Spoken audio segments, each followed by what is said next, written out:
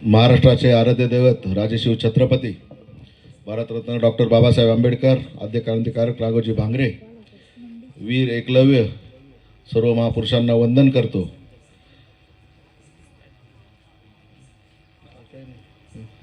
आदरणीय व्यासपीठ या कार्यक्रमाचे अध्यक्ष व समोर बसलेले सर्व शिंगवे ग्रामस्थ, हे गाव तसं सासुरवाडीचं, इथं काय बोलणार हा विषय, परंतु बोलावता आता लागणारच आहे।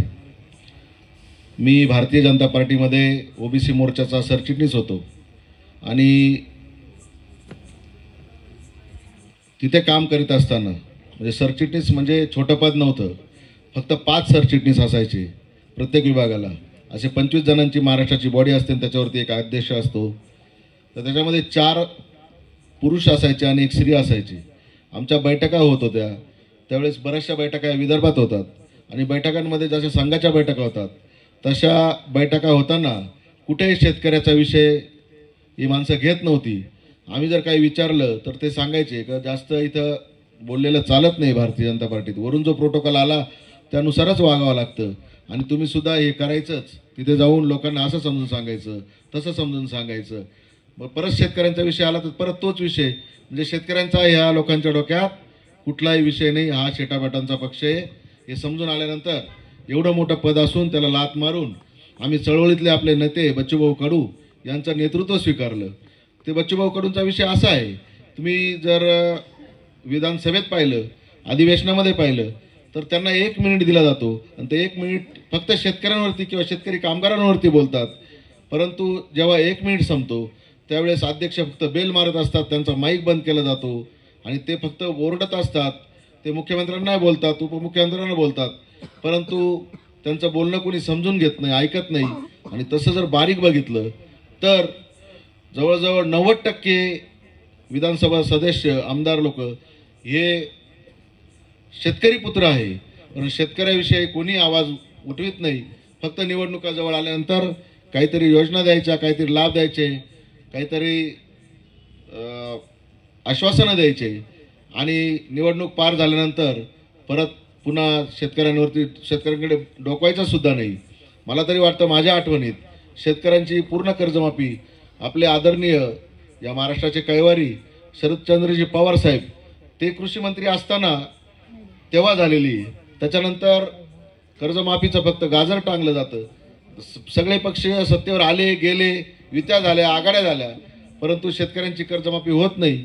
फक्त निवडणुका आल्यानंतर कर्जमाफीची घोषणा होती। शेतकऱ्यांसाठी लढणारा खरा नेता बच्चूभाऊ आहे। आता त्यांच्या बरोबर जवळजवळ 45 पक्ष आहे, त्याच्यामध्ये स्वराज्य पक्षाचे राजे संभाजी असतील, शेतकरी संघटनेचे शेट्टी साहेब असतील, हे सगळे नेते त्यांच्याबरोबर आहे।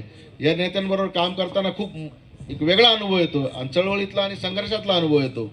आता मी जेव्हा या गोष्टीला किंवा विधानसभेच्या तयारीला सुरुवात केली, सुरुवात ही आदिवासी बांधवांपासून केली, त्यावेळेस कळालं की आदिवासी बांधवांना साधे रेशन कार्ड नाही आणि बंगल्यावाल्यांकडे चांगले चांगले रेशन कार्ड आहे, ते रेशन उचलतात।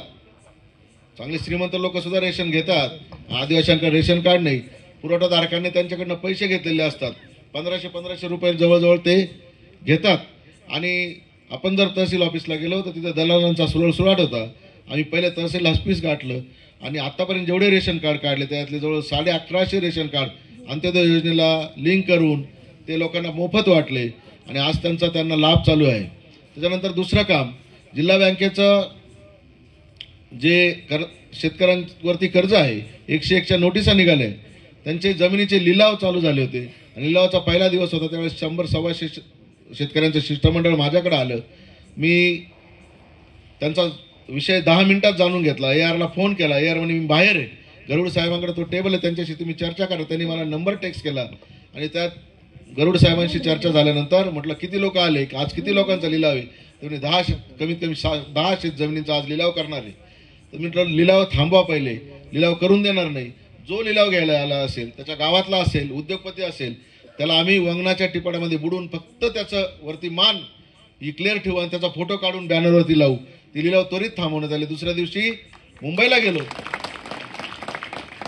गुप्ते साहेबांना भेटलो, वकील आहेत, सॉलिसिटर आहे, त्यांना भेटलो, हे काम त्यांच्याकडे दिलं, 1 लाख रुपये ॲडव्हान्स त्यांना दिला आणि तिथे रिट पिटिशन दाखल करण्याची प्रक्रिया चालू केली. परंतु नंतर कोर्टाला सुट्ट्या लागल्या. ज्यांना नॉलेज असेल कोर्टाचं त्यांना समजेल की कोर्टाला सुट्ट्या लागल्यानंतर, कोर्टाच्या सुट्ट्या संपल्यानंतर जे सिव्हिल मॅटर्स असतात त्याच्यामध्ये तारखा पडतात. आणि आम्हाला माहिती आहे की हायकोर्टाने पहिलेच वसुली करावी असे आदेश दिलेले. त्याच्यामुळे आमची मागणी काय आहे की शेतकऱ्यांना 5 वर्षाचे 5 हप्ते करून द्या. शेतकरी कर्ज बुडवणारा नाहीये. बडे बडे उद्योगपती यांनी कर्ज बुडवले किंवा त्यांना माफ होतात, पण आमचा शेतकरी कर्ज बुडवणारा नाही. 5 वर्षाचे 5 हप्ते करून दिले तर आमचा शेतकरी प्रत्येक हप्ता हा नियमाने भरेल. जिल्हा प्रशासकाशी, जिल्हा बँकेच्या प्रशासकाशी हे बोलणं झालं, मध्यस्थी लोकांतर्फे बोलणं झालं. त्याच्यानंतर जिल्हा प्रशासकाने आपल्याला मान्यता दिली की जर असा आदेश कोर्टाकडून झाला तर आम्ही तुमच्या वसुल्या बंद करू. त्याच्यानंतर आम्ही शेतकऱ्यांशी पण भेट घेतली. आलेल्या शिष्टमंडळाला परत बोलवलं गेलं, शेतकऱ्यांची भेट घेतली गेली त्या ठिकाणी आणि शेतकऱ्यांनी कबूल केलं की आम्ही पहिला हप्ता त्वरित भरू. त्याच्यामध्ये 2 फायदे होणार आहे. त्याच्यामध्ये कारखाना कामगार सुद्धा माझ्याकडे येऊन गेले. त्यांची 83 कोटी ग्रॅज्युटी थकलेली. 83 कोटी. जर उद्या कारखाना चालू करण्याची वेळ आली तर एक कुशल कामगाराची गरज आहे. 83 कोटी ग्रॅज्युटीमध्ये जिल्हा प्रशासकाने आपल्याला 40 कोटी ग्रॅज्युटी देण्याचं कबूल केलं जर पहिला हप्ता वसूल झाला, फक्त निफाड कारखान्यासाठी.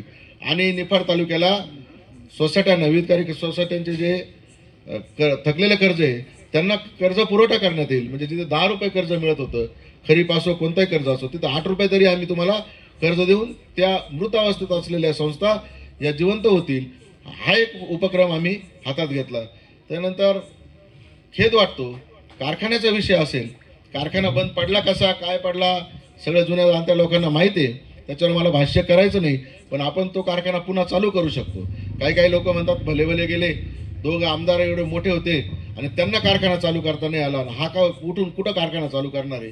परंतु जर विचार केला तर आपण सरकारमध्ये जर आपले नेते बसले कॅबिनेटमध्ये तर आपण सरकारशी भांडून आपलं जे जिल्हा बँकेचं कर्ज आहे, जर कारखाना खाजगीकरणाला जर सरकारी तत्वावर गेला तर 12 वर्षाची मुदत दिली जाते. 12 वर्षात तुम्ही सरकारी तत्वावर कर्ज फेडा म्हणलं जातं. तर आम्हाला 20-25 वर्ष का शेतकऱ्यांना मिळून येतो ते कर्ज फेडण्यासाठी? हा सुद्धा एक विषय महत्त्वाचा आहे. आणि जर ते कर्ज आपण 20-25 वर्ष मुदत जर सरकारने आपल्याला दिली, जिल्हा बँकेचं कर्ज सरकारने अंगी मारून घेतलं आणि जिल्हा बँकेने आपल्याला मुदत दिली की 20-25 वर्षात तुम्ही कारखान्याचं कर्ज फेडून टाका, तर आपण परत शेअरधारकांच्या पाया पडू, विश्वास निर्माण करू. 7 गटातले 7 ज्यांचा राजकारणाशी काही संबंध नाही असे निष्कलंक लोक जर आपल्याबरोबर आले, त्याच्यामध्ये क्वालिफाईड सगळे डॉक्टर असतील, इंजिनियर असतील, आणि ज्यांना कारखाना चालू व्हावा अशी तळमळ असेल, 3 जे शहरं आहे, ओझर, निफाड आणि पिंपळगाव, या 3 शहरांमधले 3 तज्ज्ञ आणि एक MD अशा स्वरूपाची आपण एक बॉडी तयार करू शकतो आणि शेअरधारकाकडून परत 2 रुपये काढून त्यांच्या ताब्यात देऊ शकतो. ही सगळी मटेरियल, जुनं मटेरियल आहे ते बरंच चोरी गेलेलं आहे, काही विकलेलं आहे, भंगार विकले गेलेलं आहे. मला कोणावरही टीका टिप्पणी करायची नाही, परंतु कारखान्याचा विषय हा परत आपण चालू करू शकतो जर आपण परत पैसे काढले, जर एक शिष्टमंडळ नेमलं, ते निष्कलंकित असं आहे, त्यांच्या ताब्यात जर पैसे दिले तर हा कारखाना नवीन मशिनरीने उभा राहू शकतो. कारण स्ट्रक्चर संपूर्ण रेडी आहे, सगळी जमीन गहाण आहे, परंतु जमीन आहे त्या जागी आहे, सगळं स्ट्रक्चर रेडी असताना फक्त मशिनरी त्याच्यामध्ये टाकायची आहे. कामगार सुद्धा तयार आहे. मी कामगारांशी माझं बोलणं झालेलं आहे. तिसरा विषय राहिला रोजगाराचा. कधी कोणत्याही आमदाराने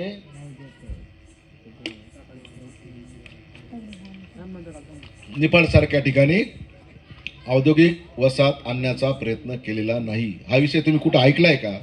आपल्याकडे औद्योगिक वसाहत येणार आहे ती वायनरी, तिथं पाण्याचा पातळ्या नाही, काहीच उपयोग नाही, तिथं पाणी नाही, काही नाही. आज त्याला दर्जा दिला औद्योगिक वसाहतीचा. वायनरी सोडून तुम्ही तिथं उद्योग करू शकता, पाणीच नाही. औद्योगिक कोणता धंदा चालू करायला, कारखाना चालू करायला पाण्याची गरज असते, पण पाण्याच्या ठिकाणी जिथे वन जमीन आहे, रेव्हेन्यूची जमीन पडलेली, अशा ठिकाणी जर एक अद्यावत अशी किंवा शेतकऱ्यांच्या काही जमीन जिथे कोरडवायू, तिथं पाणी नेता येईल, अशा ठिकाणी जर एक औद्योगिक वसाहत आणली तर बेरोजगारीचा प्रश्न मिटू शकतो. आपल्या तालुक्याला द्राक्ष पंढरी म्हणलं जातं. द्राक्ष प्रक्रियेवरती कुठलाही उद्योग इथे कोणीही आणलेला नाही. त्याच्यानंतर बीडसारखा जो जिल्हा आहे, दुष्काळी जिल्हा आहे, तिथे ऊस उत्पादनावरती ऊस प्रक्रिया केली जाते आणि तो गुळ आणि ती गुळाची पावडर आपल्यापर्यंत आणून ते लोक विकतात. तर आपण ते का करू नये? त्याला सुद्धा खूप अनुदान आहे शासकीय, पण कोणालाही तळमळ नाही आहे. हे दोन्ही गोष्टी आपण करू शकतो, पण त्याच्यासाठी पदाची गरज आहे. पद जरी नसलं तरी आदिवासी लोकांसाठी मी भांडत राहणार आहे, पण पद जर असलं तर या सगळ्या गोष्टी आपल्याला करता येतील. बरेच असे गोष्टी आहे. जिल्हा बँकेचं कर्ज आज संचालक मंडळात 383 कोटी रुपये थकलेले. आम्हाला शेतकऱ्यांना तुम्ही जर 101च्या नोटिसा काढतात, मग 383 कोटी ज्याला निवडणुकीला उभं राहायचं त्यांनी भरलं पटापट कर्ज. बाकीच्यांचं काय? त्यांना एक साधे नोटिसाचं चिठुरं गेलेलं नाही. त्याच्यामध्ये तुम्ही काय कराल? त्याच्यामध्ये त्यांना जाब कोण विचारणार आहे? तुमच्याकडे येणारे मतं मागायला येणारे आमदार किंवा तुमच्याकडे मतं मागायला येणारे उमेदवार, त्यांना तुम्ही विचारलं पाहिजे का तुमच्या जाहीरनाम्यामध्ये ग्राउंड आहे, क्रीडा आहे, हे ते. पण तुमच्याकडे जिल्हा बँकेच्या प्रश्नाविषयी तुम्ही बोला, कारखान्याविषयी तुम्ही बोला. जसं एक कारखाना खाजगीकरणाकडे निघाला, 2 वर्ष आम्ही लोकांच्या पाया पडलो, 2 वर्ष लोकांशी भांडलो, तो ऊस दिला. आज तो कारखाना यावर्षी गाळप चालू होईल का नाही या शंकेत आम्ही.